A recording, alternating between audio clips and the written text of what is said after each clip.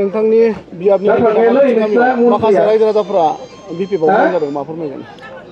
खुलुमबाय। गोबां बिपिएफ राजनिति दोलोनि जे निति आदर्शखौ मोजां मोननानै आदिनिबो थांनाय समनिफोरबायदिनो दाङारखुथि गामिनि रायजो राजाफ्रा बेवहाय 40-45 जनसो फेमिलि बिथांमोना दिनै बिपिएफ राजनिति दोलोआव जगदान जाफैदों।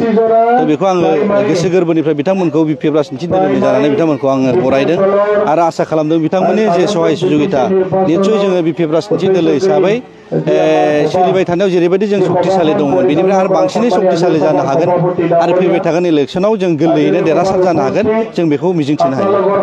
जोंनि दतमा समस्ति हिसाबै बिभिन्न जाति जनगोष्ठी धर्मावलम्बी माहारिफ्रा जोंनि बिपिएफ राजनिति दोलोखौ थांनाय 2005निफ्रायनो जोंखौ गोबानानै लाबोखादों आरो फैबाय थागोन समावबो बेवहाय गुबुन राजनिति दोलोनि बिजाथिया बेवहाय देरहासार जानायनि मिजिं नुनानै जेबो लाब गैया।